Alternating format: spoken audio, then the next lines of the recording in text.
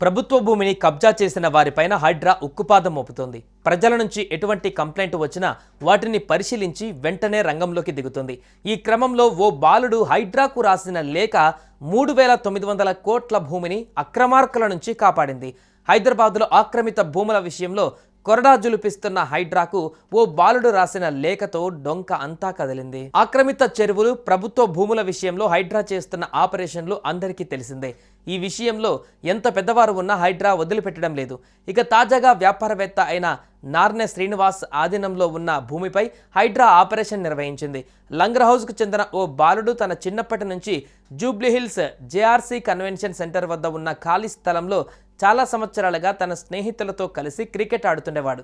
అయితే కొద్ది రోజుల క్రితం ఆ మైదానానికి రియల్ ఎస్టేట్ సంస్థ కంచె ఏర్పాటు చేసింది. అలాగే తవ్వకాలు కూడా ప్రారంభించిందని లేఖలో తెలుపుతూ బాలుడు హైడ్రా కమిషనర్ రంగనాథ్కు లేఖ రాశాడు. బాలుడి లేఖపై స్పందించిన హైడ్రా అధికారులు రంగంలోకి దిగారు. నార్నె ఎస్టేట్ అనే సంస్థ అక్కడ కంచె ఏర్పాటు చేసిందని, మొత్తం 39 ఎకరాల భూమిని ఆక్రమించే ప్రయత్నం చేశారని గుర్తించిన హైడ్రా అధికారులు కంచెను కూల్చివేశారు.